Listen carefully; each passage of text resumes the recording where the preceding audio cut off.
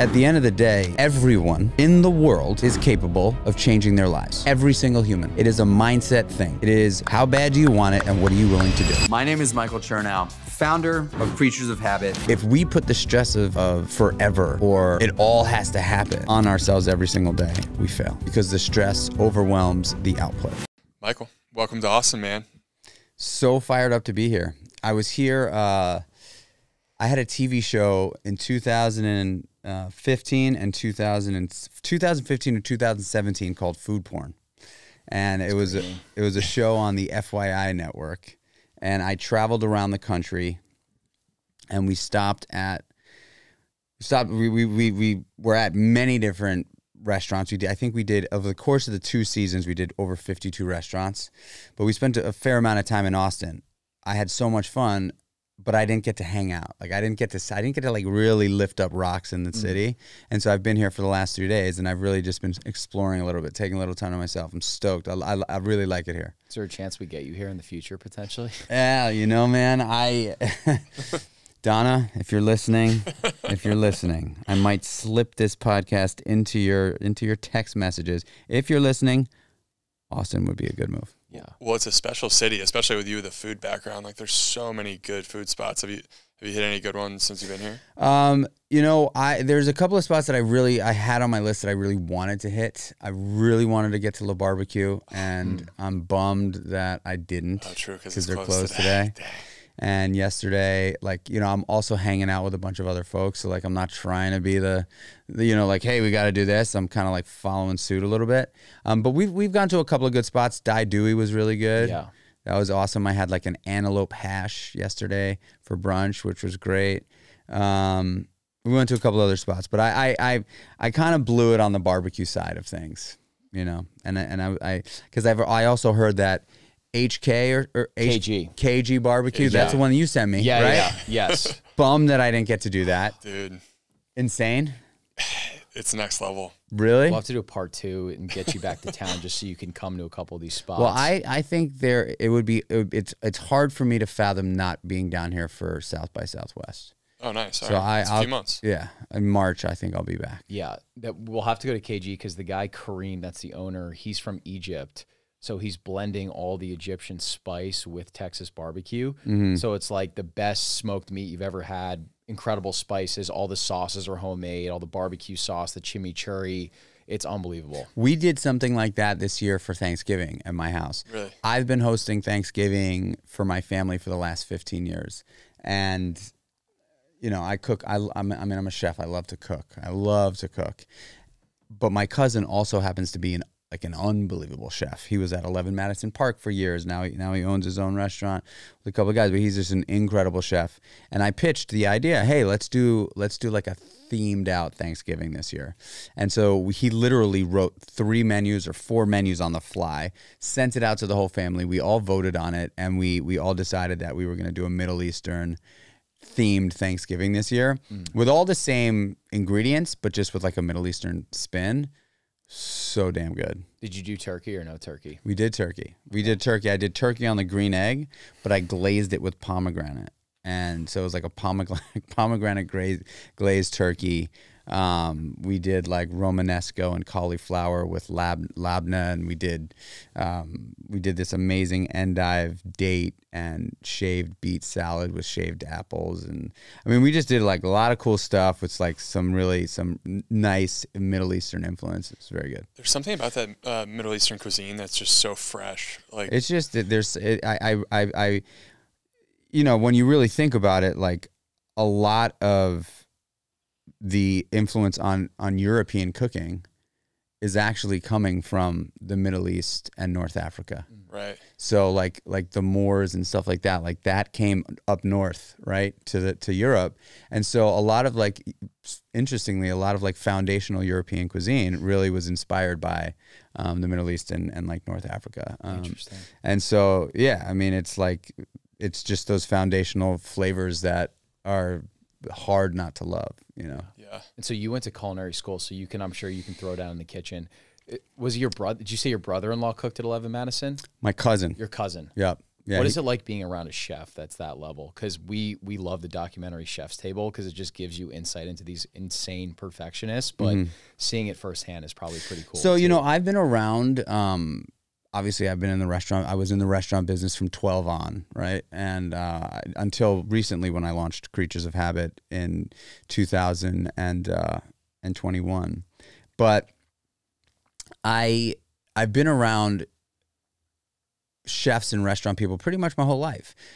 I went to high school. Well, my business partner, Daniel Holzman at the Meatball Shop, he took a very different path than I did. When we were in high school, we both worked at the same restaurant, and then he gravitated towards the back and I gravitated towards the front of the house in the restaurant world.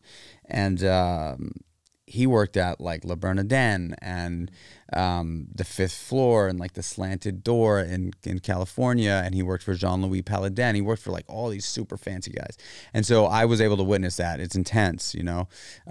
James Kent, who I know as Jamal Kent, who was the executive chef of, or he was the chef de cuisine at 11 Madison Park. He worked for Daniel Hum for 10 years. He worked for Jean Georges for 10 years or 8 years, something like that. He's now one of the most celebrated chefs in New York. He owns Crown Shy and the restaurant above Crown Shy, which just got like I think 2 or 3 Michelin stars. Anyway, I've been around these guys for a long time. The truth of the matter, and my cousin also is just like an unbelievable chef. The truth is that like they're like some of the best people I know. You know, their passion for you know, to be a celebrated chef, you have to have an enormous amount of passion, right? Like it's just everything else kind of falls to the wayside, and your passion really is what brings you to that level. And so anybody that has that level of passion is going to have a soul of gold, you know? And so I've learned so much. I mean, I would argue to say that Daniel Holzman, who is also my best friend and brother, but when it comes to the world of cooking, and I cooked in kitchens and I've worked in a bunch of restaurants in the back as well, I learned more from Daniel Holzman in cooking than in culinary school anywhere else. You know, it's really interesting to be able to cook friends' dinners. You know, Daniel, when we were in high school, it must have been junior year or maybe early senior year. Dan was working at Le Bernardin on the weekends. And he was like this young kid working in this super fancy restaurant. He used to show up to like on like a Monday afternoon. And I think it was because the restaurant was closed on Monday. But he would show up with like a huge bag of oysters and shrimp and all sorts of like stuff that the restaurant was not using because it was like a day old or whatever, and they don't use day old anything. And so he would show up and he would cook these elaborate meals for our friends. And like, you know, we were like 16 years old. It was just amazing. So yeah, I mean, my restaurant, you know, experience goes deep. Yeah. Do you feel like you've lived a couple lives in one? I don't feel like I have absolutely lived a couple lives in one. Yeah, and the reason why I'm asking that is we both love your podcast. I think when I first started listening to you, I think you had Brian Mazza on the podcast, which was an amazing interview. But for the listener that doesn't know much about your backstory, which we'll get into, so NYC restaurateur, Meatball Shop, Seymour's. When I lived in New York, I went to the Meatball Shop all the time. Chicken and pesto meatballs, best ice cream sandwiches. It has like a cult-like following in New York. It's incredible. Kreatures of Habit, founder of Kreatures of Habit. I don't even want to say it's a CPG brand because I feel like it's more of like a healthy lifestyle wellness type business, which I'm pumped to dig into as well. You know, dad, father, husband. You have a crazy story where it was like you were slinging vegan food, videotapes, weed to where you are now. It's like, I think that's where we have to kick things off. It's like, how did you go from that teenager to where you are now? Because that's a crazy backstory. Well, it is. It's a crazy story. I really and truly am grateful for every second of it. It really starts before the vegan videotape weed dealing. But I grew up in Manhattan. I grew up in New York City, sort of in the heart of the city. And I went to public school, lots of kids. It was really hard at my house, my apartment. My father was a very sick physically and mentally ill dude. he made it very hard for my family. And he also came from like a line of military. My grandfather was like a tough military guy. And my dad really was just an angry dude. So he and I it was like oil and water from like day one, almost, I want to share, I got to remind myself to share this experience that I had recently, because I think it would be really amazing to be able to share it in a platform like this. But I had an experience recently about love for my father that was unbelievable. Anyway, it was abusive at my household. I struggled with my father. My mother was also scared of my father. And so what that did for me, and I say for me because I really do believe it was an asset in a strange, weird, roundabout way, was it forced me to go out and cut my teeth in relationship development. And that's really what it did for me. Like if when people ask me, like, what do you think your superpower is? My superpower is be able to connect with human beings at scale, no matter what. That is what drives me. That is what I love to do. You throw me in the White House, you throw me in Watts, right? Like, I'm going to connect with the people around me. I'm going to make friends, and chances are those relationships are going to last a long period of time, because I really do treasure relationship development. And so that's what it forced me to do as a young kid. I remember when I was super young, I would always want to sleep out at my friends' houses. And it's so interesting now, being a father and my two sons living in a totally normal kind of household. Actually, probably like my wife and I are madly in love with our kids. And, there's a level of discipline there, but we're madly in love with them. Those kids never want to sleep at their friends' houses. Like, it's like they've never slept at their friends' houses because they're just like, I don't want to. Yeah. And I'm like, yeah, all right, that's pretty great. Yeah. I'm like, at a certain point, like, we've had a lot of friends sleep over. Anyway, I would try to sleep over at my friends' houses as early as like first, second grade, and I remember very clearly, I had a friend named Ross Delafield in second grade. It was either second grade or third grade. And he lived on 79th Street and York Avenue, right down the street from school. He was like my best friend. And I remember thinking to myself, one of the first few times I was at his house for a play date, thinking to myself, I have to make his parents like me so that they'll let me sleep over. Like, really thinking through, like, I've got to make sure that I'm nice, and I present myself in a way so that they really want me to hang out with them. And that's kind of where I was at, right? And so that was the beginning of this sort of journey of relationship development, but it didn't come without pain and suffering. My father and I it got very physical as I got a little bit older. I ultimately, at 12 years old, kind of like, I got a job in a restaurant. I was working at night, and I turned to drugs and alcohol for, like, I was like an escape artist. Like, I really wanted to get out of my own skin. It was really hard for me to, like, be in that environment without some sort of escape mechanism. And whether it was sleeping over at a friend's house, whether if it was playing ice hockey, I got deep into like roller hockey. So I'd play hockey as much as I could at the park with friends, or I would go to Sky Rink and like try my best to get to stay late and play ice hockey. And then eventually just became drugs and alcohol. And so I sort of went off on this journey of trying to overcome the pain from my father's relationship with alcohol and drugs. And along with that came self-sabotage, drug dealing, lots of drug using, lots of near-death experiences. There was, when I was 18, 19 years old, I lived in an apartment on 9th Street between Avenue B and C. And, I was selling drugs. I got held up at gunpoint, pistol whipped, duct tape, tied up, thrown into a bathtub. Like, it was bad. It was really bad. And I only say that because I only share that because not to like, it has, it's not like a, pity party. It's like, I actually didn't think that I was at that point, even because I was so addicted. I didn't think that it was that bad. I really didn't. I didn't think it was that bad. I was like, oh, you know what? Like, I'm obviously living in the wrong apartment or in the wrong neighborhood. Like this wouldn't have happened anywhere, you know, this wouldn't have happened in a nicer area. But that's just complete, absolute bullshit. I was, had nothing to do with where I was living. I was a drug addict. I was selling drugs and I got set up, you know? And so I can honestly say that, you know, I'm grateful for that experience because it, I can look back on it and say, wow, man, like you really took it far, you know?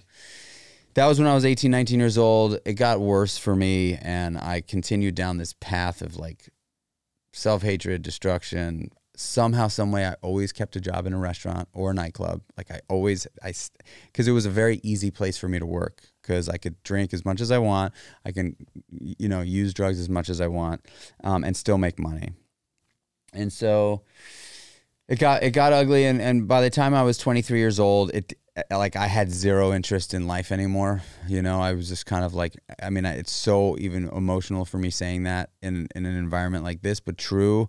I really didn't think I was going to live to 25 and I almost wanted to die on a regular basis. Like I wanted to just be like, all right, maybe if I go to sleep, it'll just be over. Cause I didn't think that there was a way out of where I was, with my addiction and my mental health, you know, sort of depression stuff. And then I overdosed and thought that would have been enough to like snap me out of it. And sure enough, it just wasn't. I had another 2 weeks left in me. And August 2nd of 2024, I came to out of a 16-hour blackout. And that was it. Dang. I don't know how I had the courage to ask or what had changed or, you know, my boss, Frank, I had slept through work. My boss, Frank, took me, you know, he was like, you're fired, you know. He's like, I'd been working at this restaurant for a couple of years at that point. He's like, you're fired. I love you. You're going to die. It's so sad to see. You need to change. I can't let this happen on my watch. But I had heard that so many times from people, from my family, from friends. At this point, I was getting into a lot of fist fights because I was just angry. Like if somebody said something I didn't like, you know, being the little guy, like I would just like turn around and just, you know, do something stupid. But for whatever reason, when Frank said that, I like heard it so clearly. He was, you know, this idea that I was going to die. And I think for the first time in a couple of years, I was like, I really don't want to die. And so I made a phone call and I called a friend who I knew had been sober, who was like an old friend of mine who took me in as like she was like an older sister type. She was dating a guy who I thought was a cool guy who was sober. She put me in touch with him. He came to meet me immediately. And the guy changed my life, dude. I mean, I changed my life with the inspiration of his experience. And so I'll quickly get to the, you know, how things have changed. But basically, and this is the story of Kreatures of Habit, but my life. I met this guy. I told him what was going on with me. I told him that I was like knocking on death's door and I was ready to stop. I was ready to, you know, I didn't know what to do, but I knew that I didn't want to live that life anymore. And, I mean, there was nothing good going on in my life. Zero. It was all struggling. It was all stress. It was all anxiety. It was all hiding and running. And I just said I didn't want to do that anymore. And I don't know how I had the strength to ask, but I just did. And so he was like, okay, well, I'm gonna walk you through what I think we can do here. And if you follow my suggestions and my plan, you'll not only like survive, but you'll thrive. And I was like, sounds good, dude. Like, whatever. I'm dying, you know? This is Marcus. Marcus. Yeah. Mm-hmm. And so Marcus and then another friend, Gavin, kind of like tag teamed like they're like my art, they're like my angels. You know, these guys just kind of came out of nowhere and just like really like saw something in me and they wanted to help me. And so they basically told me to go to a sober community meeting, and I was like, okay. And I did that at 1 o'clock that day. And then right after that, they dragged me into a Muay Thai kickboxing academy. And I had told them, I was like, guys, like I haven't exercised in, I don't know, at least 10 years. And they were like, you know, what do you eat? And I was like, I don't even know. Chicken fingers and mozzarella sticks, you know, like maybe like every, 48 hours. You know, I go to the diner, after a massive bender, and I just like eat whatever And so these guys literally sat down with me and gave me a plan. And they said, this is the plan that we would propose you consider. And the plan was, every day is your life. So when you wake up in the morning, it's your chance to live. And you have to think of every single day as your life. Not your life is like a long time, because quite frankly, dude, you're knocking on death's door. So like every day needs to be considered like your life. And you're going to wake up as early as you can.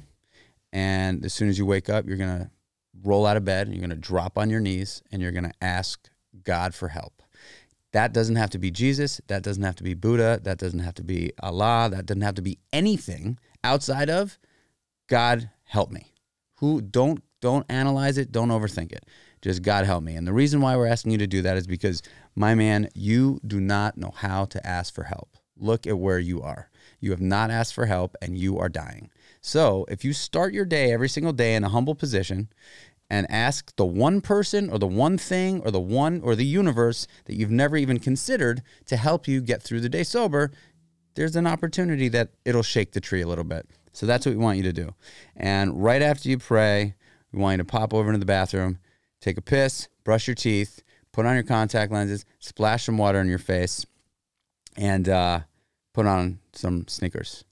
And literally, before you go into the kitchen, before you do anything, we want you to walk downstairs and we want you to take a walk, whether that's a block, 5 blocks. If it's a jog, even better. You want to jog a little bit, get right back into your apartment after you're done with that and have a big fat bowl of oatmeal and hydrate.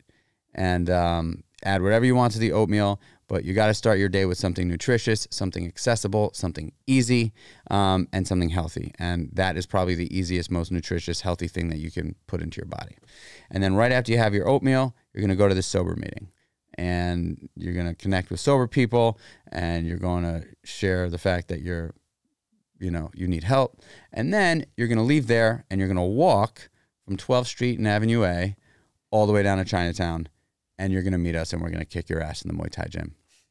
We're going to teach you how to get back up. We're going to teach you about commitment. We're going to teach you about discipline. We're going to teach you that you are worth it. And we're going to help lift you up through this discipline martial art. And then once you're done with that, you're going to have chicken and broccoli for lunch. You're going to go home. You're going to take a nap before work. You're going to wake up. You can go to work, sleep for about an hour. You're going to eat dinner as early as you can. Try to eat before 10, and you're going to go to bed as early as possible, and then it's just going to be a rinse and repeat. And that was the plan. And that's the plan I've stuck to this very day. Literally. Actually. I mean, I've changed. Chicken and broccoli is typically my lunch. My dinner is definitely always different. But that plan... And obviously, I dove deep into Muay Thai kickboxing. Long story short, fitness, nutrition, mindset, community changed my fucking life. Period. Done. It's emotional when I say it. I can't tell that story without feeling like fitness, nutrition, mindset, community. Those 4 things changed my life from a depressed addict on my deathbed, basically, to a husband to a woman who I love more than anything on the planet. We've been married. We've been together for 18 and a half years. I have 2 sons, 8 years old and 6 years old, Finley and Dakota. I don't even know what to say about them outside of I live for those kids. I've founded 3 companies. I've competed in martial arts. I've run multiple marathons. I became a pro bodybuilder. I'm like, fitness, nutrition, mindset, and community changed my life. And now Creatures of Habit, the business that I've launched, is really what it's all been sort of like, my story has sort of been cultivated towards this place where now I can completely be aligned with where I was, what happened, and how I got to where I am now. And, yeah, sorry, that was long-winded. No, it's great. And I mean, there's so much I want to pick into, but I'm curious, you mentioned like that feeling of like not wanting to be in your own skin earlier. Was there a moment where you felt yourself shifting out of that as you started to make some of these changes where you're like, okay, like I have the self-esteem to be the person I want to be. I can be this type of person. Yeah, it's a great question. I remember very clearly, it happened relatively quickly for me because I do feel like I was so desperate and so down and out, and also, and at the same time, I was ready. Right. And I think the hard part for people to understand is with addicts or alcoholics, it doesn't matter how bad they look or how bad their life has been. Like, either they're going to find an opportunity to be ready to change or not. And that's the hardest thing. It's devastating for family members of alcoholics or addicts or spouse, like loved ones, just friends. It's like, there's never like now they're going to be ready. Oh, this time is going to be the one, it's like, there's something that just has to shift. And I remember probably about mid-September, after I got sober on August 2nd in 2004, and I had changed, everything in my life had changed. I for the first time in my adult life, I was like, oh my God, like I'm in shape. This is crazy. Like I lost like 25 pounds immediately. I was bloated. I mean, if I told you the stories of what it felt like to be in my skin before I got sober, just like general hygiene stuff, just stressed out the ass, literally. Everything changed. And I remember sitting on my apartment floor, the AC blowing. I was alone. And I remember for the first time, I was like, holy shit, I'm free. Like I'm actually free of this cage that I like put myself into for 11 years. I'm like free. And I kind of I rolled over and I kind of like curled into a ball and like hugged myself. And I was like, dude, you've changed. It's over. The war is over. And you surrendered, And I remember having this conversation. And then actually, so those walks that they told me to do ultimately became runs. I got deep into long distance running, and it happened quick because I saw what fitness was doing for my physical and mental self, like quickly. It happened. These guys were so adamant about getting me into a physical, like they knew for whatever reason that if I didn't have like a physical thing to sink my teeth into, potentially the chances of me actually staying sober were slim. Yeah. That's why they dragged me into the Muay Thai gym immediately. And when I saw that like I was changing physically, it obviously enhanced my mental confidence. I remember running on the Williamsburg Bridge. This is probably like in the fall, like October, November. And I was running on the Williamsburg Bridge, and it was a beautiful morning, and I would like looked up and I was like, damn, the sky is blue. Like the sky is like so rich and blue. Like I remember having that thought and being like, I didn't pay attention to any of that stuff. Yeah. Like I wasn't even aware of like that stuff, And so, yeah, man, it was a long journey, but gosh, I'm so grateful for every moment of it, Yeah, those feelings that you're describing, that's like the ultimate reason why, if anyone's listening that wants to get their shit together but just hasn't made that push, why it's so important. Because we talk about this a lot from the context of nutrition, where so many people, their metabolic baseline is so low that they're just used to performing at this consistent low. There's, there's brain fog, there's inflammation, you're overweight. And then you start to change the foods. You're getting the confidence from losing weight. You're getting all these endorphins from exercising. and it changes who you are as a person, because now you have this appreciation of the low baseline and the high baseline. And for you, that was like you were almost that on steroids, where it was like you weren't taking care of yourself nutritionally and you're battling addiction. So that makes so much sense, where you start to gain all this confidence, and now your body's adjusting to the foods and detoxing the alcohol and the drugs. And now you're like, wow, I can appreciate like the blueness of a sky, or like the New York City skyline, or the progress that I've made in a couple of years. Like, it almost gives me chills thinking about it, because it's like to hear you tell that story of when you were literally in the dirt to what you've built the last, 20 years is unbelievable. Thanks, man. I think something to consider too, is like,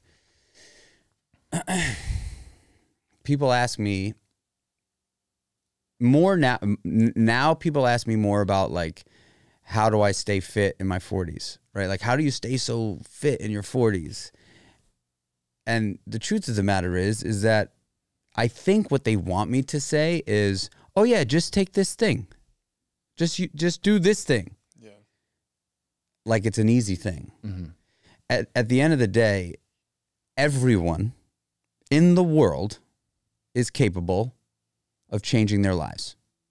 Every single human. It is a mindset thing. It is, how bad do you want it, and what are you willing to do? Yeah.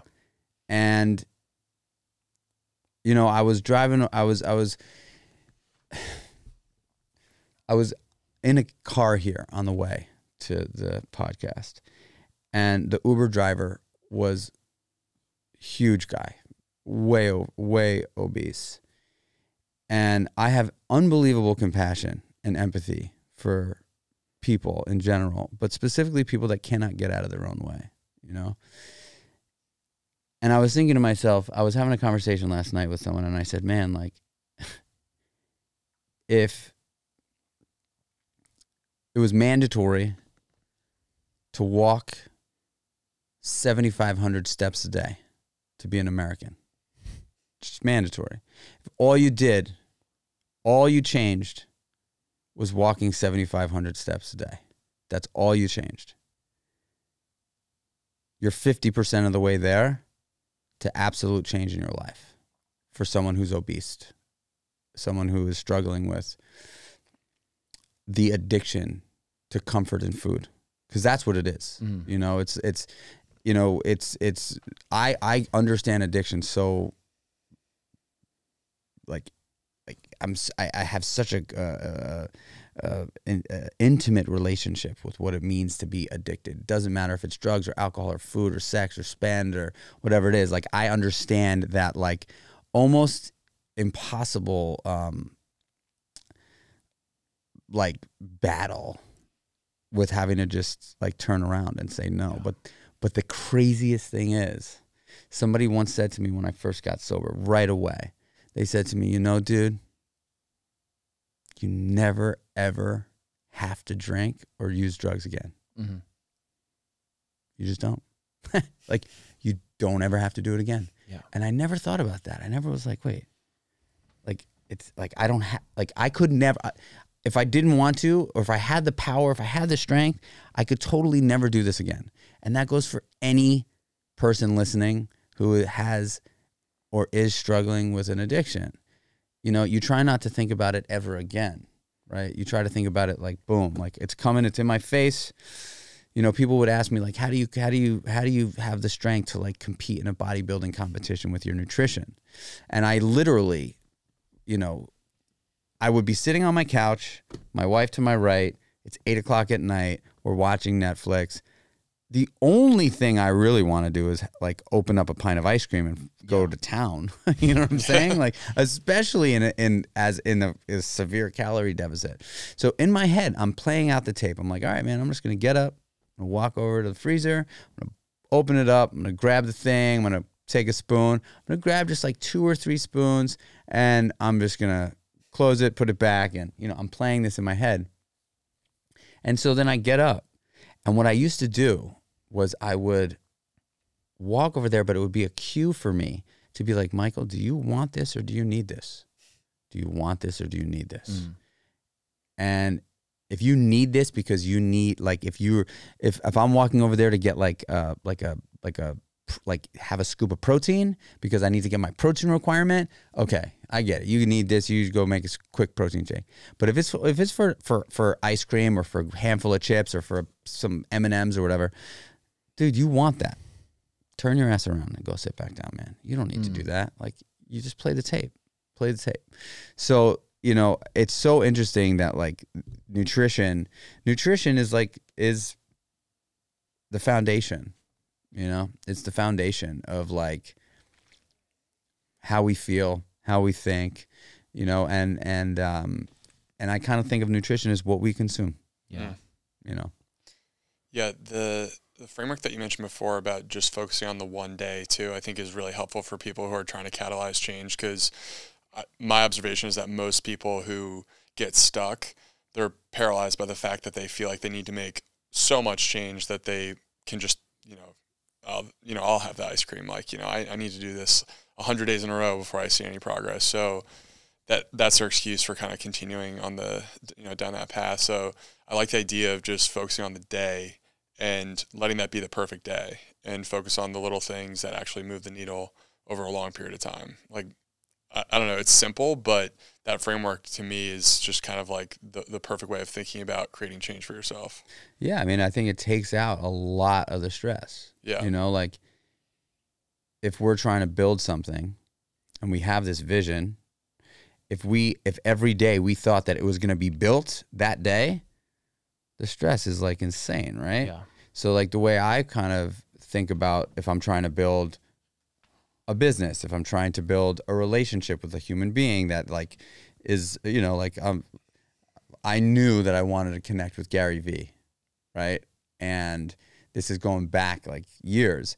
And I knew that I wasn't going to like just be able to just get to Gary Vee, And so I literally strategically worked out a plan to get there, and I chipped away, and ultimately it worked, And I got, and Gary's an investor in Kreatures of Habit, and, you're trying to build a physique. You're trying to build yourself out of a rut, Like if we put the stress of forever or it all has to happen on ourselves every single day, we fail because the stress overwhelms the output, And so I literally, and the best way for me to be successful in that for me was to be able to create hard and fast boundaries.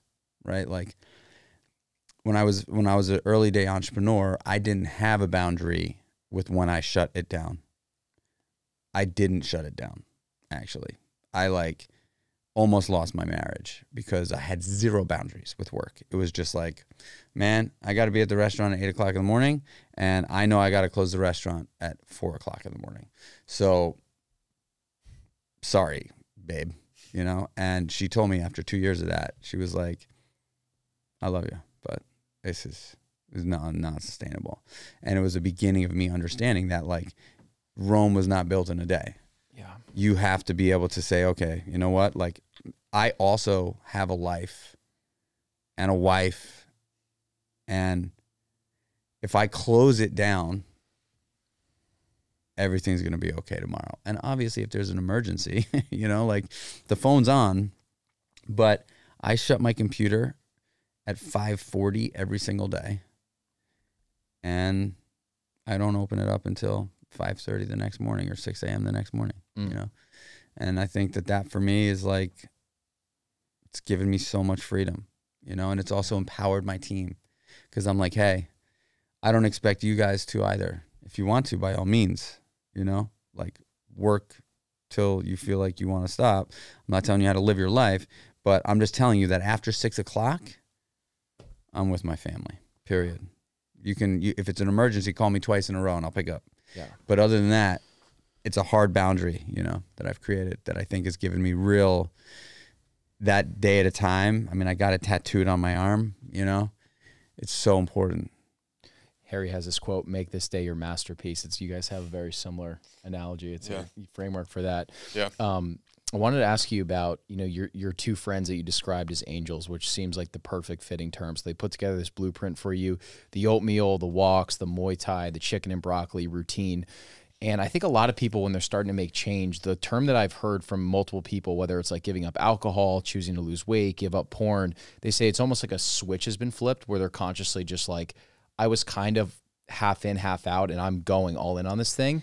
I'm just curious for you, when you started on this blueprint that these guys had laid out, like on day one, where you're like, I'm doing this and I'm not stopping, or did you have like doubts or reservations about yourself at the time? I'm just curious about like what your mindset was like when you were starting and you were just so low, but maybe you saw like a gateway to become a better person through this whole process. I mean, I think I wish I had like super clear memories. It was almost 20 years ago, but I know that I was the two guys that I was introduced to were like badass dudes, covered in tattoos, savage Muay Thai, competitors. And I felt like the stars had really aligned for me, because when I made the decision to like make the call, I had almost like made the call to get sober.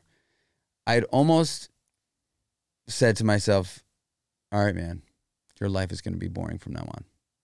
And I kind of came to terms with that. I was like, I was young, I was 23. I was like, chances of you like finding a woman that you're going to be really attracted to, like who's sober, is like probably slim to none. So you may never do that. I just didn't know, I didn't know. And then I met these guys and I was like, wait a second. Like, these guys are sober? There's cool sober people? Yeah. What? Like, I didn't get it. And so I wanted them to like me. I wanted to impress them. When they took a liking to me for the first time in a long time, I had some like people that I thought were cool and respected, not because of how much money they had in the drug game, like I thought that these guys were genuinely cool dudes, and they genuinely were showing like an interest in me as a human and wanting to help me genuinely for no reason. No, they didn't ask for any money, and so I went all in. I will say they didn't make it so hard, right? Like they said, basically, we want you to take a walk. We want you to get on your knees and ask for help. And I kind of at first was like, I didn't grow up in a religious household, so I didn't really have much like pushback there. But it was weird because I had never really prayed before. Mm-hmm. So I was kind of like, well, what is this, in my mind? But I didn't even question it. They were like, we don't care what you say. Just get on your knees and say, help me. Get back up. Go take a piss. You know? And so they asked me to do that. They asked me to, brush my teeth, which quite frankly, I probably hadn't done on a regular basis either. But it wasn't just like an enormous amount. They were like, we want you to take a walk, have some oatmeal, which is easy to make. They basically walked me through the process of doing it. And then they were like, go to this place, which is right downstairs from your apartment, and order the chicken and the broccoli, And I lived upstairs for my job. So it was like, they kept me in a like, but basically from 12th Street between 1st and A down to Broadway and Canal. Like that was like it was like a mile rate. It was like a mile. And that was like, they were like, don't leave that area. And the majority of it is going to be from your apartment to 12th Street. You'll get your food there. And they just made it easy for me. So I was able to just kind of like, they gave me such a great, and then also Marcus like really spent time with me.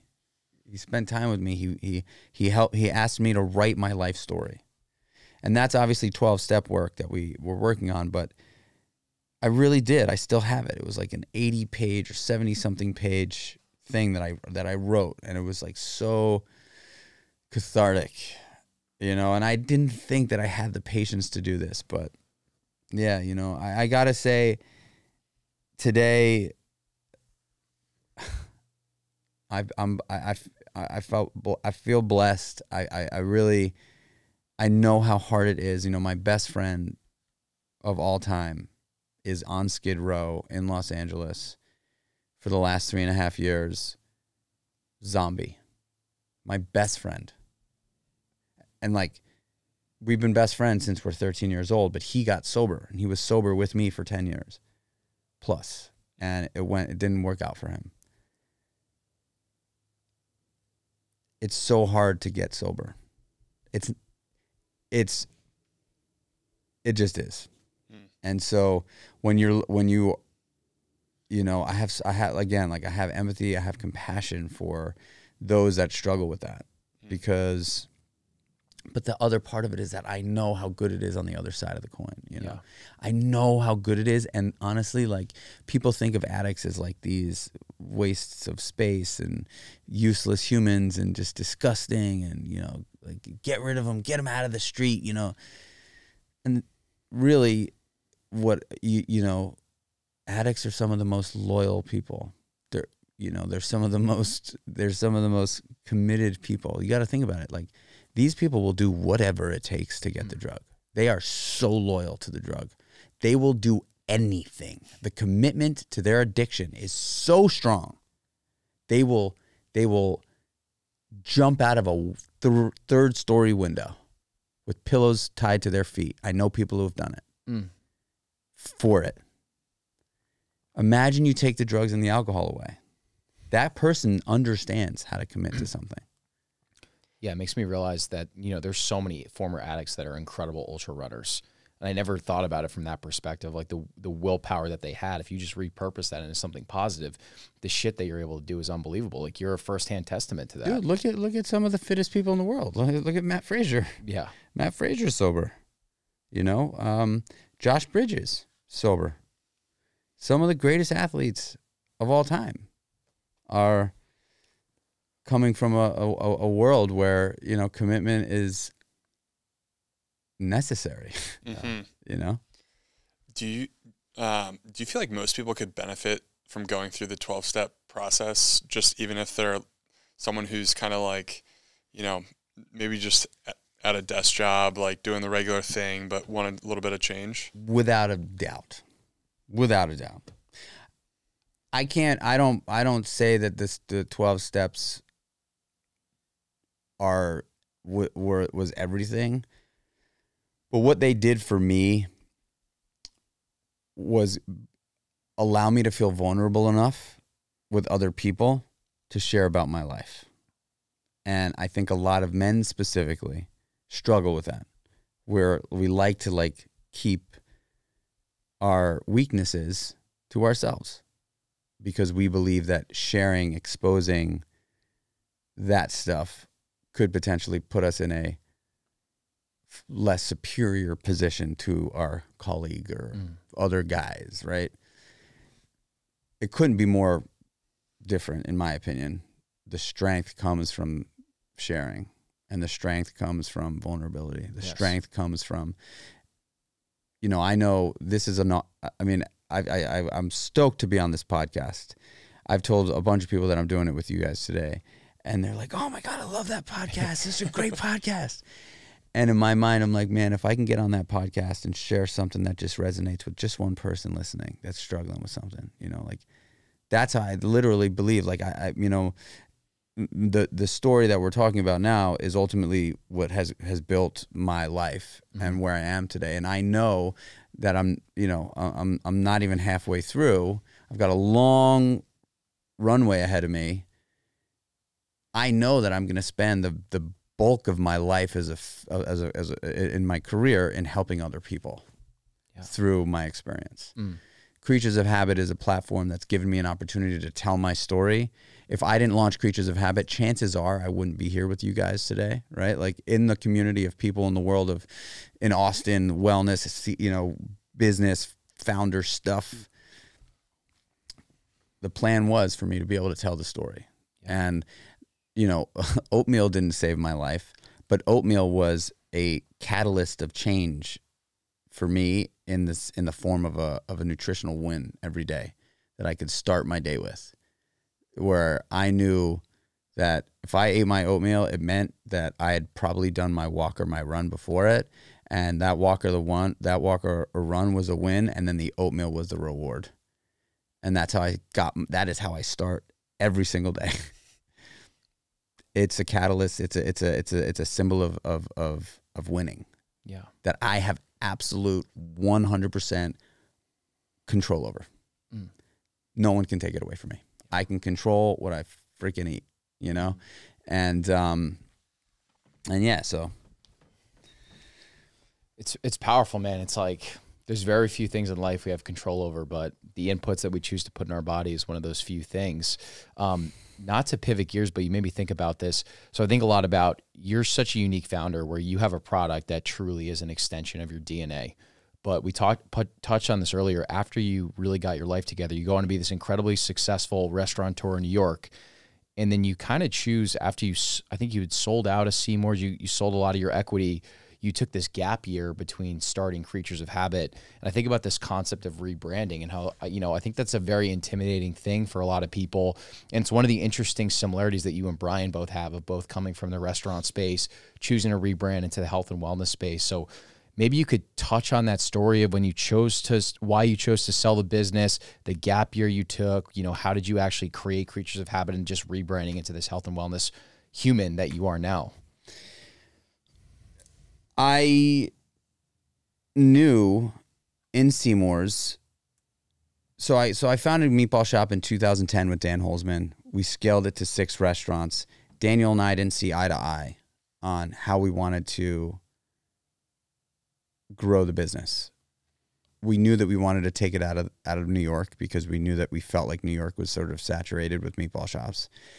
But we couldn't decide where to do it. I wanted to go to Los Angeles and like chase the media because we were so strong in media. We got so much PR. I was like, man, we go to LA, it'll be like a brand new thing again. We'll be on the billboards.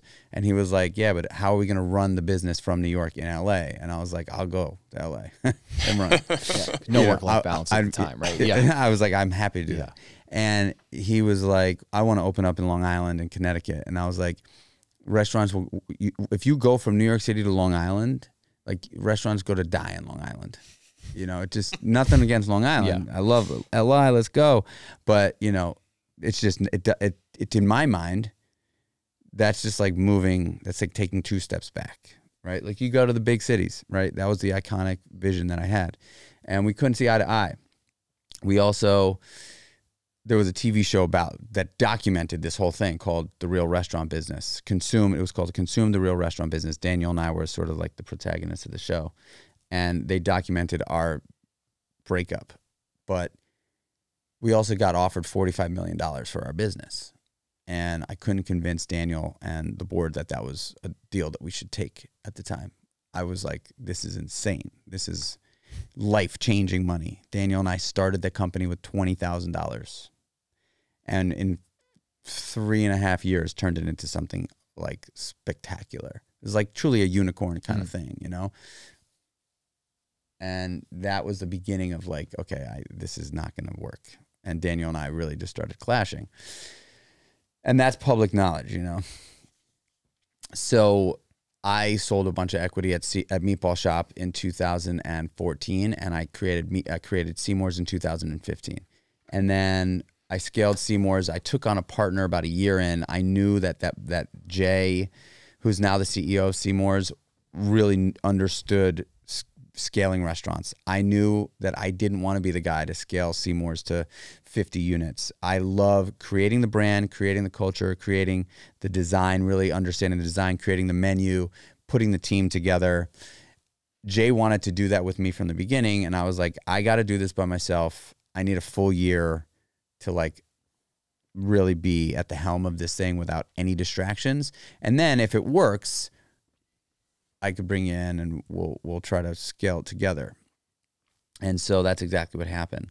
And we built 5 more restaurants together. In 2019, I sold him a bunch of my equity because I really wanted to create another brand. And I knew that the world of restaurants and working in restaurants was like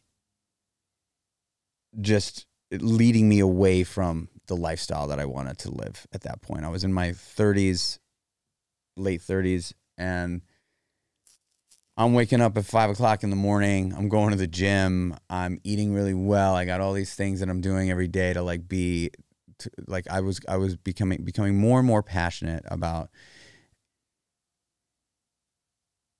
my zest for life. And I was understanding that my zest for life didn't mean that I had to live to work. And I wanted to change that because I was working. It wasn't fulfilling me. And I wanted to align my passion for like zest for wellness and fitness and all that stuff to my business life. And so I said, I'm going to open up a wellness brand that starts with a restaurant. New York City doesn't have, interestingly, we were talking about this right before we came in here. New York City doesn't have like a vibey restaurant that you want to go on a date to, or, you know, that is just healthy. There's like healthier restaurants in New York, and there's a lot of healthy restaurants, but they look like healthy restaurants. They smell like healthy restaurants. There's typically lots of people with like dreadlocks, you know, like hippies with dreadlocks and like tapestries on the wall, and like it smells like patchouli when you walk in, you know? Yeah. Yeah. I can't even think of, the only one is, what's the company that's affiliated with Brodo Bone Broth in the Lower East Side? It's it wasn't Hearth. That's like that's the only one that I can think of. But I wouldn't even consider that. You know, like I love those guys, but a wonderful restaurant, Hearth. But like if I'm on like a Tuesday night, if I'm trying to get a healthy meal, I know I'm going to Hearth. I'm putting down 3,500 calories. Yeah. You know what I mean? Like that's what it is. Yeah. So I wanted to create a restaurant that was like the night part for the sweet green goer for lunch, right? Like the sweet green goer has sweet greens for lunch, and then at night, you know, they typically are ordering seamless from some like Thai restaurant, or, you know, there wasn't like a place for them to go necessarily to continue the path of this healthy eating journey on a daily basis. And so I created Kreatures of Habit, and I said, you know, we're going to open up this really awesome restaurant. We're going to only use avocado, coconut, and olive oil.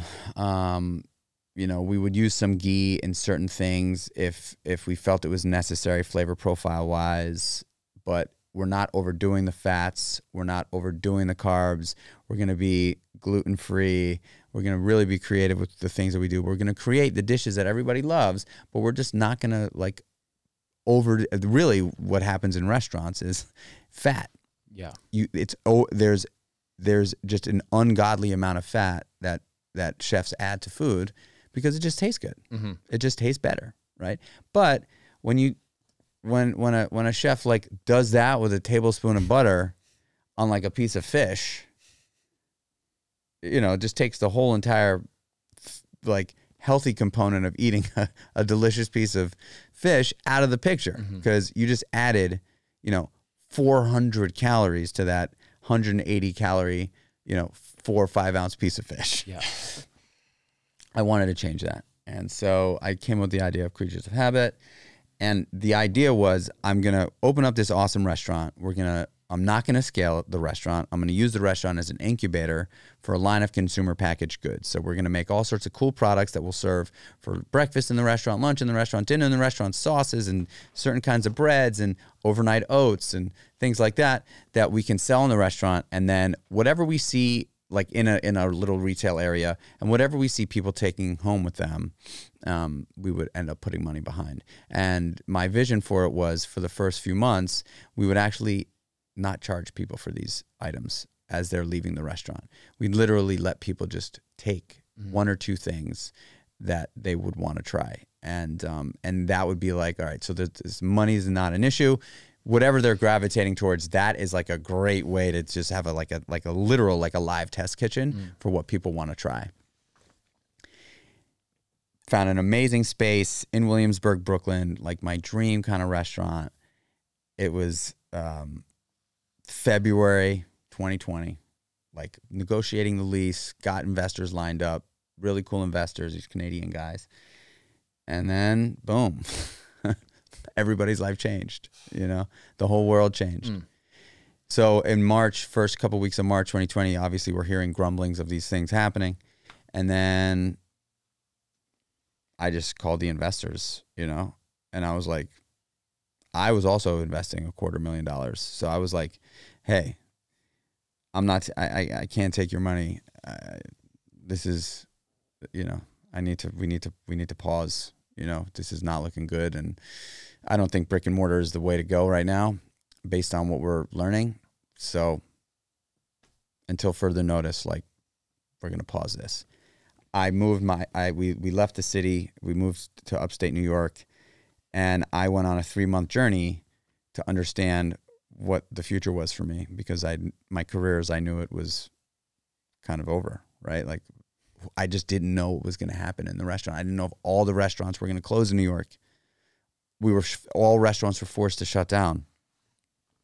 And so it was really scary. But I hired an executive coach who's a wonderful woman. Her name is Megan Dolce. I love her to death. She has a really cool company called Ripe Now, where she does this with a lot of founders and athletes, where she really sort of helps coach them on an executive level. And she really convinced me that a restaurant was just a medium for me, that I was a creative entrepreneur and I didn't need a restaurant to create value and wellness in people's lives. And so that's when I decided that I was going to do Kreatures of Habit, the CPG company, the lifestyle wellness brand. And the way I like to develop business, and I did this with Meatball Shop and Seymour's, is I go on long, slow, silent runs. And I have a little pad with me that I carry with me and a little pen and I go on these long runs. And when an idea pops up, I go at it with intention and I write it down. And hopefully over a course of weeks, maybe a few months, like I have a fully baked idea ready to like start putting together. And so my creative process kind of goes, I start with the long runs. I was on a long run upstate, and I said, Kreatures of Habit is obviously, it's a name I've trademarked. It's a name I love. I want to stick with that name. I had already thought about the CPG component of the business, but it wasn't like fully functioning in terms of like, the plan to get to the products was very different than just like developing a product. Mm-hmm. And so I was like, all right, what am I going to do? What am I going to launch with? And then on one of the runs, it just came to me. I was like, I've been eating this oatmeal concoction every single day as my first meal of the day at that time for 15, 16 years without fail. It's the one meal that I do not change. It is just the one meal I do not change.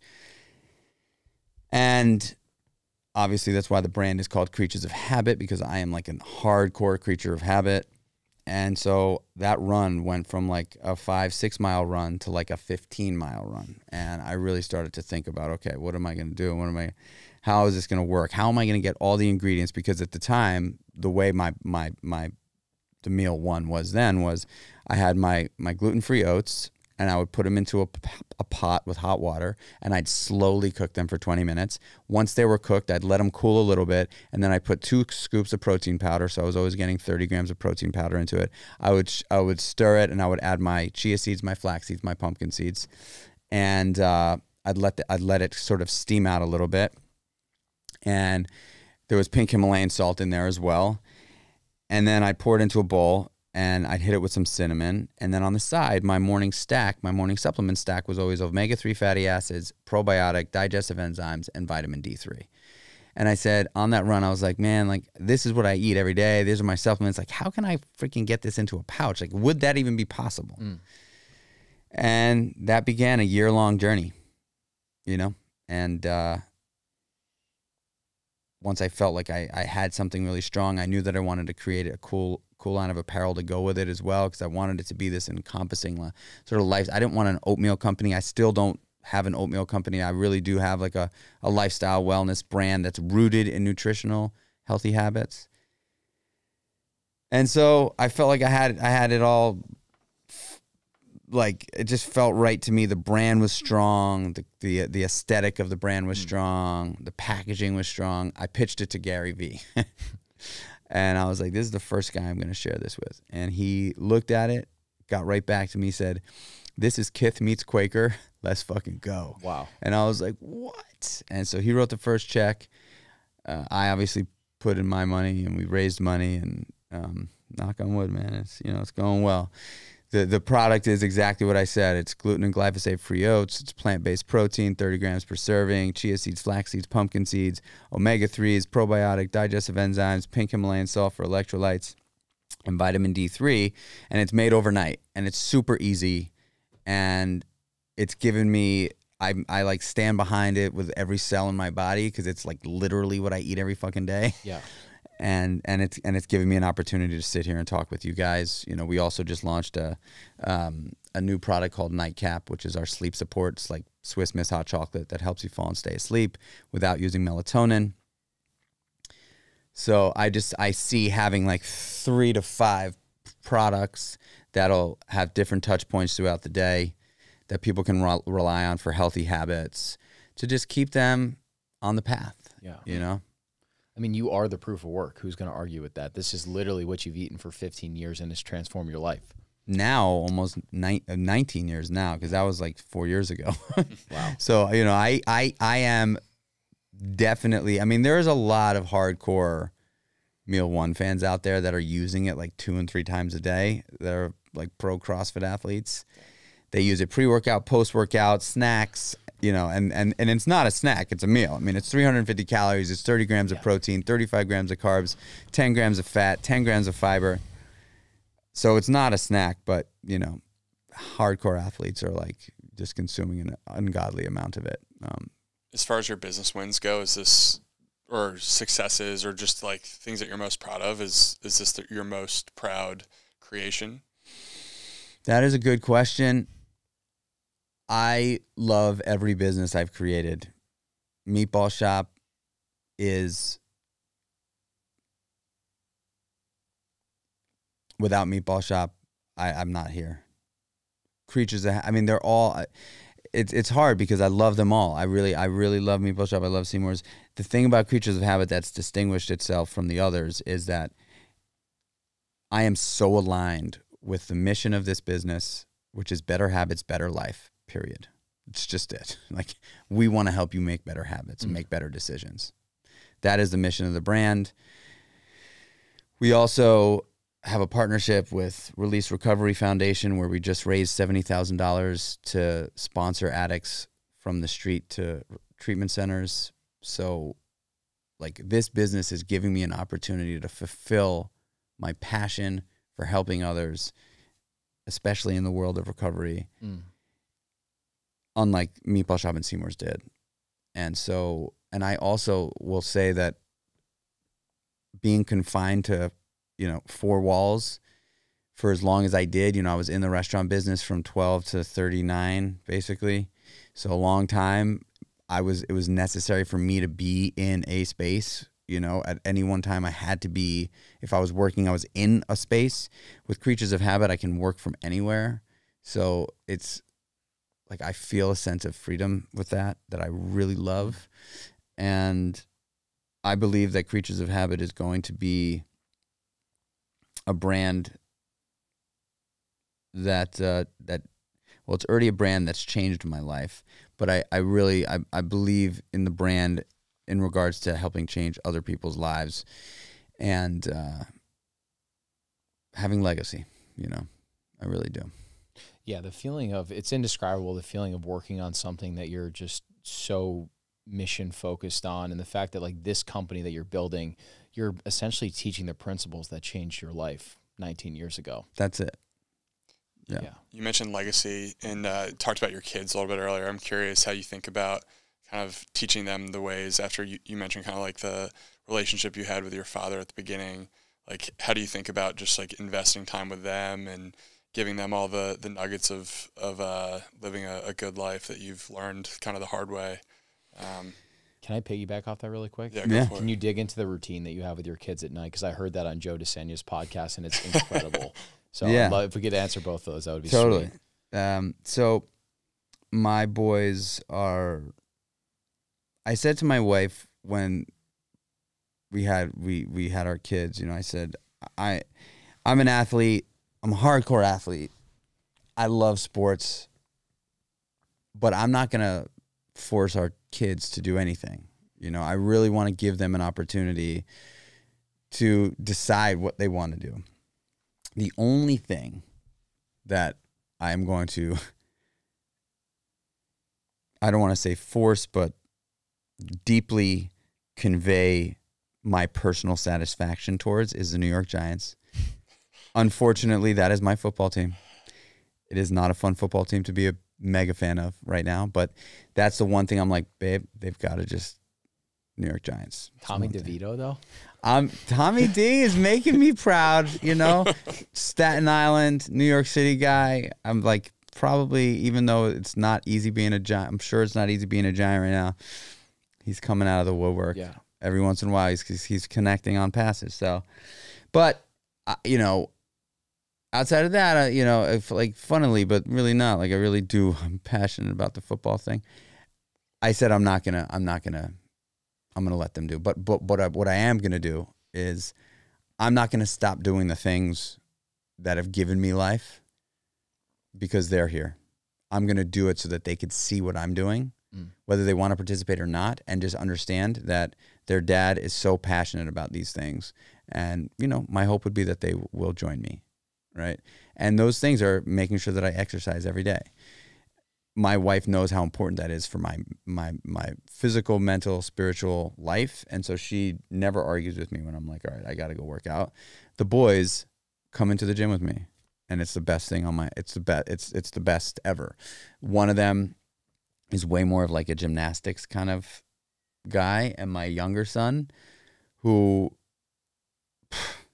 he's a monster. I'm not a big guy. Mm-hmm. My wife's family are all Danish Vikings. My wife is 5'10", and my father-in-law is 6'6", and my brother's 6'3" and big. My brother-in-law, I mean, they're all big humans in Denmark there. And my son, my 6-year-old son, is 20 pounds heavier than his 8-year-old brother.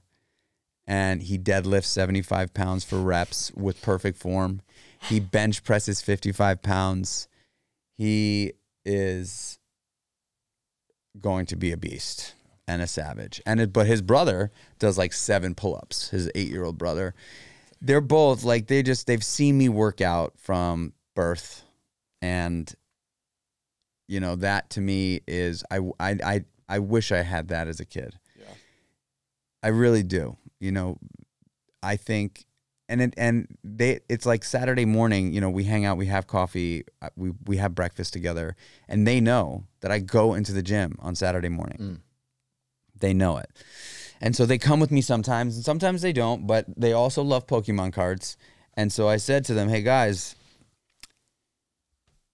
there's only one way for you to get Pokemon cards, and that is to buy them, right? There's no other way to get them. You can't, they're not just going to show up. You know, they're not coming down the chimney outside of Christmas, because Santa will potentially bring some, but they're just not going to show up. You got to earn them. Figure out a way. Summertime, we'll sell lemonade. Put it out. We'll go out in front of the house. Whatever you make, if you want to save some, which I highly recommend doing, do that. Otherwise, you want to spend them on Pokemon cards, I will also pay you to train. You want to work out, that is another way that you can earn Pokemon cards. And so they know that on Saturday mornings, they'll do 100 squats, they'll do 50 push-ups, 50 sit-ups, and 50 ring rows, and they each get 5 packs of Pokemon cards. And so the boys understand that, you know, you got to work for things you want, and that's like a fun way for me to start teaching them that.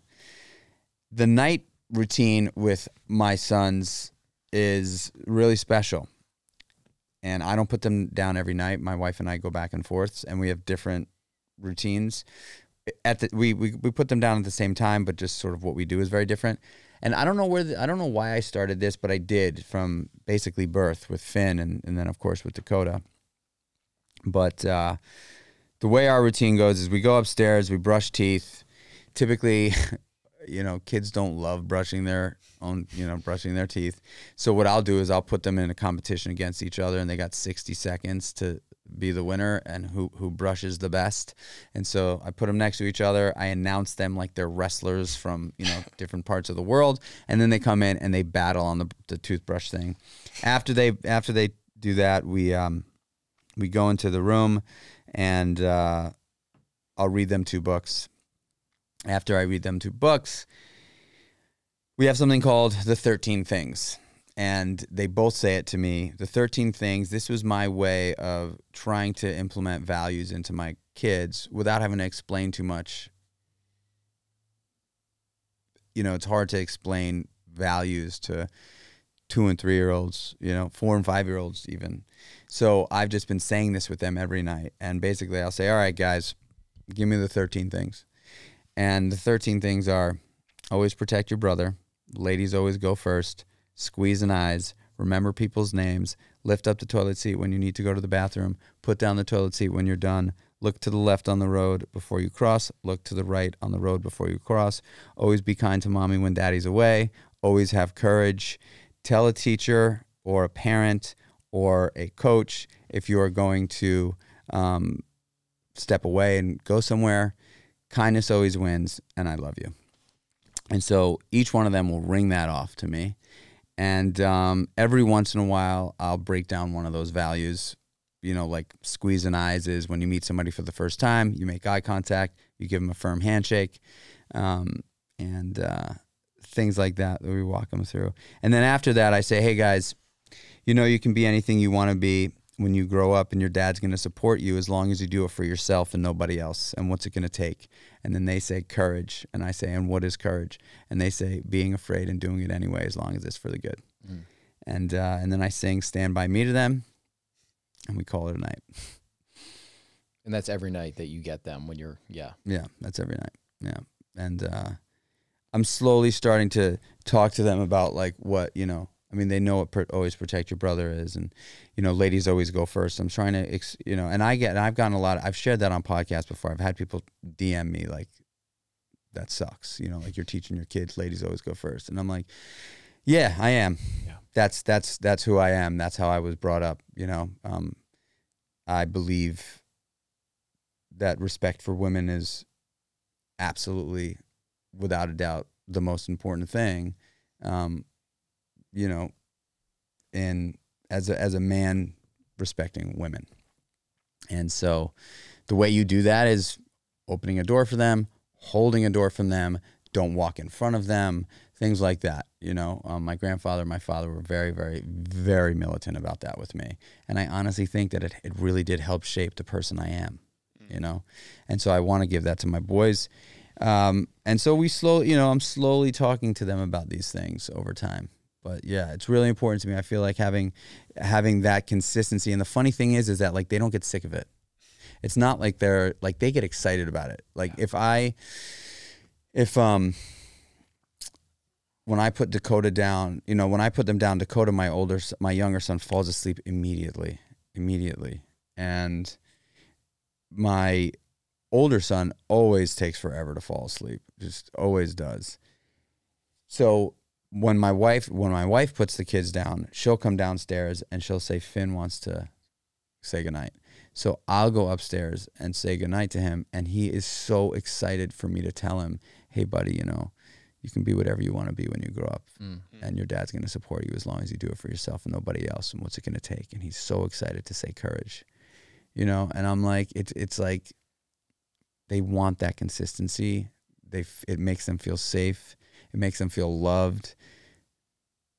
You know, I don't even know where I got the blueprint for it. You know what I mean? Yeah. But like, it's something that I'm doing, and I think it's working. Do you think that list is going to grow at all?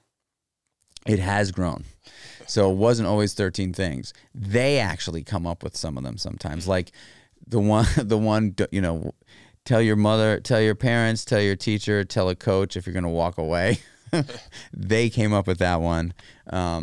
I love you. They came up with that one. Always be kind to mommy when daddy's away. They came up with that one. So yeah, like we add one every once in a while, you know, but, I think those are those values, you know, like lift up the toilet seat when you go to the bathroom and put the toilet seat down when you're done. It sounds silly, right? But like, it's so big, you know, like when you're at someone's house and you go into the bathroom, and if you don't lift up the toilet seat, that means that you're going to piss on the seat. Yeah. That level of disrespect to me. Like if I have friends at my house and I walk into the bathroom and either there's piss on the toilet seat or the toilet seat is up, I come back out and I'm like, really? Like, is that really, like, dude? Yeah. What are you doing? Come on, man. That's terrible. Yeah. You know? My buddy played in the Yankees organization for a while, and they had some like mental performance coach speak to them. And he said, like, one of the things he was saying for a great morning routine is like, if you piss on the toilet seat, clean it off the toilet seat. And all the guys were like, that's the thing you're telling me? And it's like, dude, if you can't clean the piss off the toilet seat, how are you going to be a successful person throughout your day?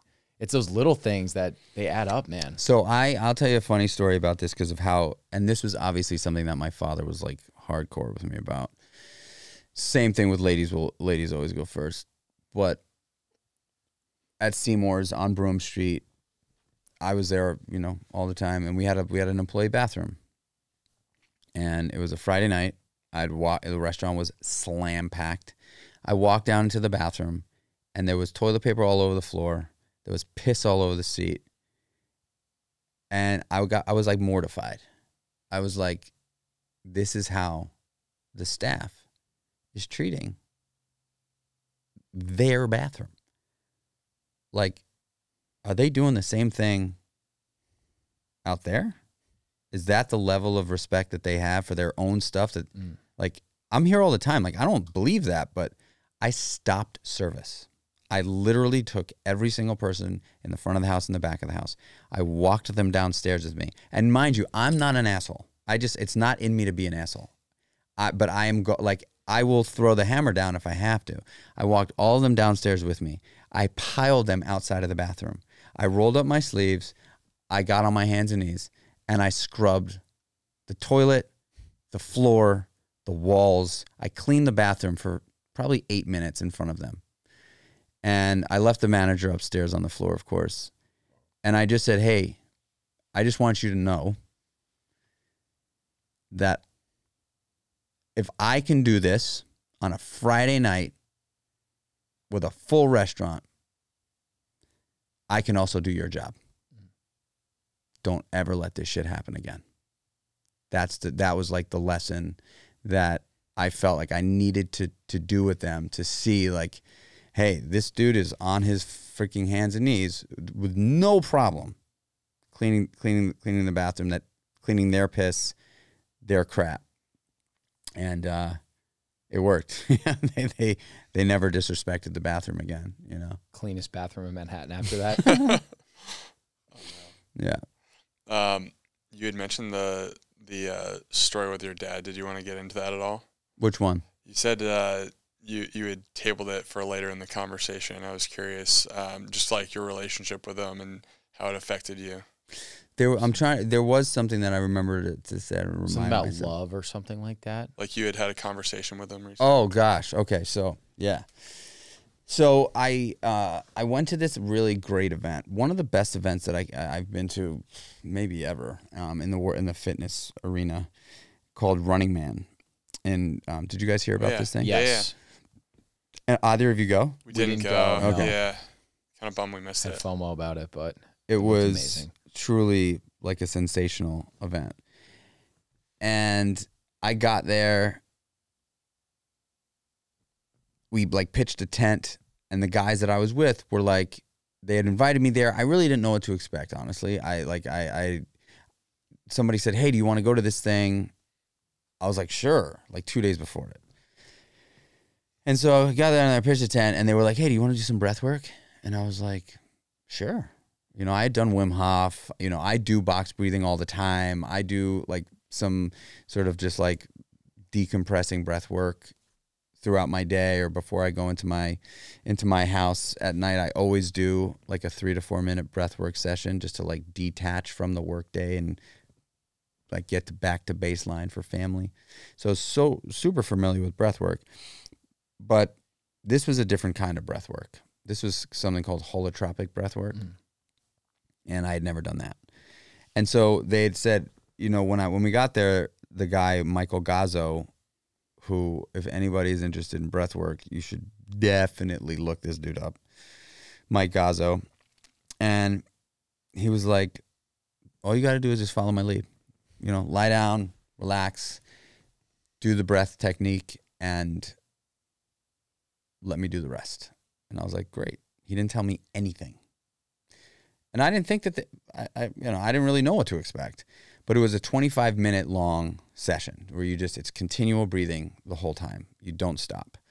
And there's music, and you kind of breathe to the music a little bit. Anyway, you lie on your back, hands out. 5 to 7 minutes in, he was like, okay, now I want you to sort of like increase your capacity a little bit, maybe pick up the pace a little bit. And so I did, and I started feeling like physical sensations of discomfort.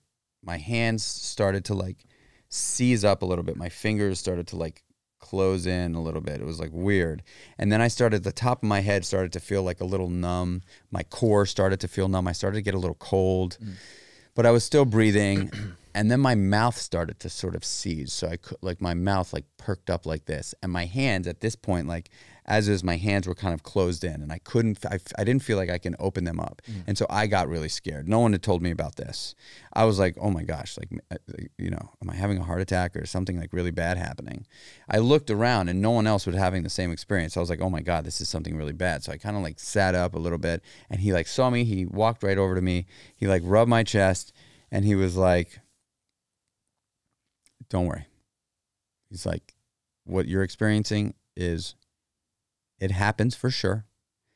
And you just have to know that it's just oxygen. And the oxygen is unearthing energy in your body that could potentially have been cooped away somewhere. Like, he's like, I could feel your body vibrating, and I could too. I literally was feeling my body like that's the sound. It was like a deep bass, kind of like, and it was just intense. And I was like super nervous. You know, I'm sure my heart rate was like through the roof because I was scared. And he really just sort of like calmed me down. And he was like, you know, what's your family situation like? Do you have, you know, a family? And I was like, yes, I have a wife, I have kids. He's like, I just want you to think about them now, and I want you to breathe deeper. And I was like, in my head, I'm like, breathe deeper. I'm like, dude, I'm dying. This is terrifying. And I was just like, okay, he's kind of made it clear that this happens. It's not like abnormal. I'm just going to continue to go because I'm already here, and it already feels super awkward and weird. And so I started thinking about my wife and my kids. And within 2 minutes of that, I sort of dropped into this like Zen sort of state. And out of nowhere, extreme emotional release, like hysterical crying, hysterical, uncontrollable. And I am not that guy. Like, not that crying is anything wrong with crying. I'm all for crying, but I'm just not the guy or the person that's going to just start crying in a public setting like that. You know what I mean? It's just, It's never happened to me before. And again, like, not that I see anything wrong with it. It's just like, it was just like an uncomfortable kind of feeling for me. But I couldn't control it. It was literally like pouring out of me. And I was like trying to understand like what it was. And I just kept on breathing. I kept on breathing. And ultimately, I figured out that it was love. I felt the most unbelievable, pure love I've ever felt, honestly. I know that sounds super woo-woo, but I'm telling you, this is what happened. And it was love that I have for my wife and children, and I felt their love for me. And it was just unbelievable.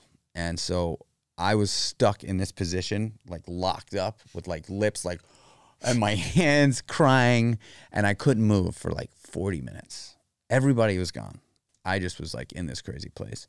And so finally I was like able to like pull myself together, and I was like, what was that? I was just like, what was that? What happened? And he was like, you had a deep experience.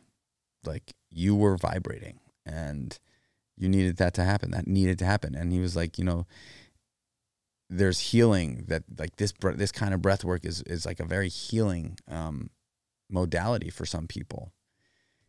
And there's certain things, you know, that like are hard for us to tap into without taking on like a specific, you know, modality. Anyway, he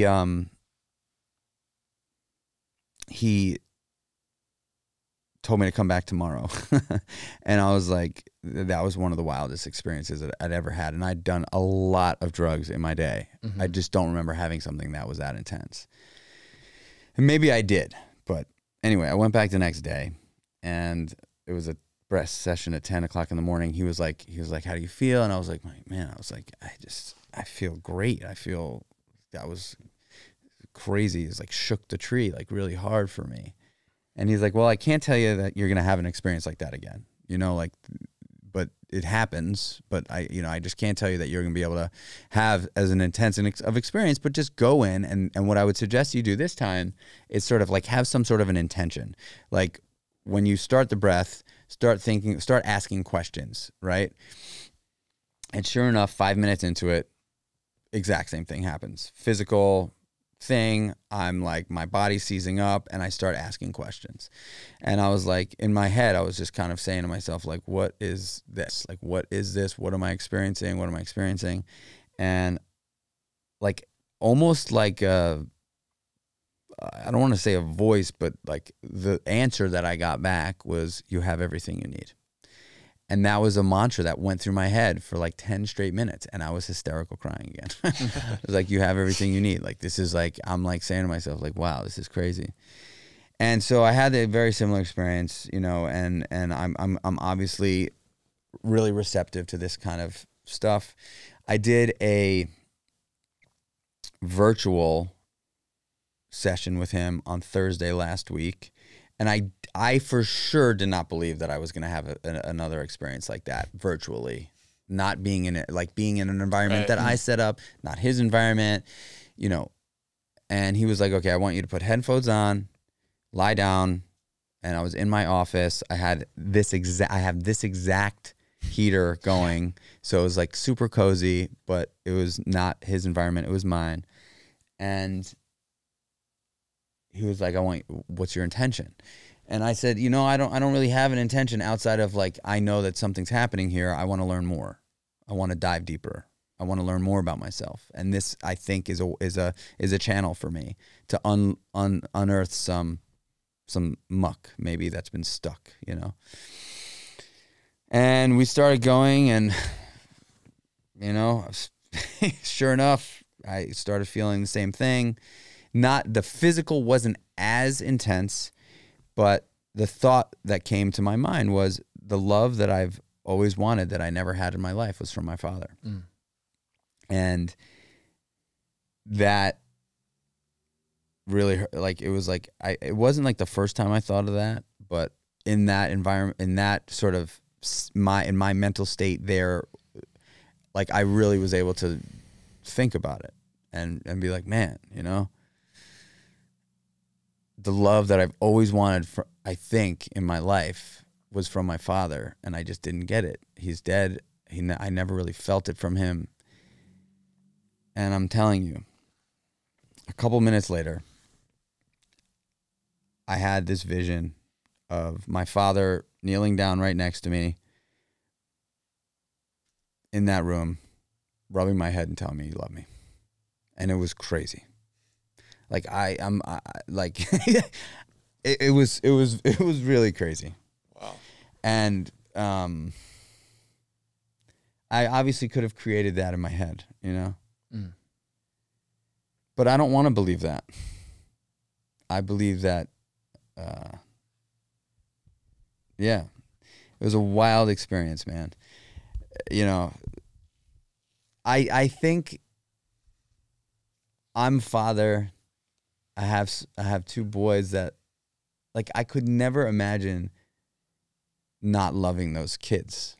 You know, I could never imagine, and I am madly in love with my kids. Not every person is going to be like that. I think I came from a different scenario, so I went the opposite. Some people, you know, the chain just continues, and you know, they say, like, for domestic abuse and trauma as a child, there's only two ways to go. Either you continue the chain or you go the exact opposite way. I have gone the exact opposite way. I don't believe my father didn't love me. I don't believe my father knew how to show love to anyone. Mm-hmm. And so he was so he hated himself so much that he could not muster the courage to tell other people that he loved them. And that all goes back to honestly, I'm telling you that this is kind of coming together right here in this seat for me. But if you cannot love yourself, the chances of you being able to love others are very, very slim. And the way I believe humans begin the journey of self-care and self-love is making them the priority in their lives. And that could sound selfish to some people, right? Oh, I'm the priority. But I'm here to tell you guys, I am the priority in my life, number one, before my wife, my kids, my work, everything. I am the priority because I know that if I take care of myself first, I am a better husband, father, brother, son, business owner, friend, business partner, cousin. I'm better at everything. And so that is why I have been so, in my content, so focused on this morning time. Because most people say when they're trying to get their shit together, I don't have time. And I ask them, well, what time do you go to bed? And they're like, what does that have to do with? I'm like, well, what time do you go to bed? You know? And if you go to bed late, you're going to wake up late. If you go to bed early, you will wake up earlier, and you've just earned time. Time is the one thing that we cannot buy. You have to earn it. And so I tell people, hey, like, I wake up at 5 o'clock in the morning. That's not for everybody. You know, I know people that wake up at 4 o'clock in the morning, but I wake up at 5 o'clock in the morning because it gives me an hour and 15 minutes every single day to take uninterrupted self-care, self-love, self-indulgent time. I don't worry about my wife and kids. I am only worried about me. And when they wake up, I'm all theirs. Yeah. You know. And it would appear as a selfish act, but it's actually a selfless thing, because you're saying, when I get this sacred time in the morning, I'm now showing up to be the best husband, father, business owner, etc. that I can possibly be, because I got that routine in. Totally. And by the way, right, like, we just got a puppy about 2 months ago, and I wanted the puppy. I really did. I've always wanted this kind of dog, this Cane Corso, and I had a beast. These things are animal. Yeah. A guy that I train with at CrossFit shows up with this amazing puppy, and I'm like, dude, where did you get that dog? And he was like, oh, my friend, my neighbor just had 9 of them, and it was an accident, and she's trying to get rid of them. And I'm like, no, she's not. And he's like, yes. So we go over there. I tell my wife, I'm like, we're going to see these puppies. Like, we're just going to go see them. We already have a dog, I know, but let's just go see. And we both fell in love with this dog. So she's like, I'm just here to tell you, your 5 a.m. fucking cold plunge, sauna, meditation, red light therapy, reading, writing time, no more. You're taking care of the puppy. That's it. You want to do the puppy? I'm not waking up when the puppy needs to get up at 4 o'clock in the morning, whatever. I was like, you know what? That's a great practice for me to know that, like, I don't have to do all those crazy things. I could take a break from that and still be cool. And so that's what we did. And now that, I train the puppy in the morning in that time. So that was my time with the puppy to train him. And now he sleeps in his bed until 6:30 with them. And I'm able to get back to my back. I'm back, And, but, the morning routine stuff, obviously it's, I'm an extreme human in most everything I do. I have an extreme morning routine. It really is what I need for happiness for me. It's definitely not for everyone. But I would argue to say that a morning routine will make you a better human. Doesn't have to be crazy. Doesn't have, what those guys gave me when I got sober: wake up, roll out of bed, hit your knees, brush your teeth, go for a walk, eat oatmeal, go to a meeting. Like, that was the beginning of the beginning, the end. It was the beginning of the rest of my amazing life, and it started with structure in the morning, period. I started this by saying fitness, nutrition, mindset, community. I guess I got to add structure to that, because it just is. That's the perfect bow to the conversation. I think you've dropped so many nuggets. I know our audience is going to love just diving deeper on you as a person, everything that you're building. So if you wouldn't mind just sharing your contact info, like where they can find you on socials and things like that. Yeah, I am at Michael Chernow everywhere. I spend most of my time on Instagram. My TikTok is actually growing pretty well. And michaelchernow.com is my website. And Kreatures of Habit, of course, is where you could see. I mean, that's really where I'm spending 95% of my time now, at Kreatures of Habit. Kreatures of Habit was with a K. Check out Meal One, Nightcap, Kreatures of Habit on Instagram. Yeah. Love it. Dude, I appreciate you just being willing to be vulnerable and go all the way. And I know you said if I can just affect one person, that's a win. I think you're going to affect a lot of people. I know you're already changing a lot of people's lives, and it's just really cool where, you know, me being a fan of like your restaurants and the businesses and stuff, and now to have you on the podcast and have this amazing conversation is so cool. So just appreciate you, man, and appreciate you fighting the good fight too. Thank you guys for having me. It was a really, really good time. I knew this was going to be a good one. And, yeah, you guys are doing some special stuff, and you've had a lot of my friends on the podcast, and everybody's like, those guys are amazing. You're going to love those guys. And so whatever you're doing is working. So thank you for making great content and being able to tell stories as well. Thanks, man. See you in New York. Oh, yeah, of course. I'm going to have to take a trip up there. 100%. Steaks in New York. Yeah, some steaks. I'll make my way up there. Yeah. I want to go. I know tonight I'm going to have a good steak. Where should I get it? Where should I get a steak tonight? I mean, Salt and Thyme is classic. You know what? Jay Carver's is probably the go-to for steak. Jay Carver's? Jay Carver's. Okay, yeah, because Eric was saying Salt and Thyme as well. Solid. Salt and Thyme is good. The ambiance is okay. Jay Carver's is amazing. It's like dark lighting. The steak's amazing. Pick your cutting knife too. Good oysters. It's a good spot. Bone marrow. Your cutting knife. Yeah. Oh yeah. Yeah. All right. It's legit. That's cool. Yeah, that's what I think. Sweet. Appreciate you, brother. Absolutely, Thanks, guys. Michael. Thank you. See you, Michael. Cool.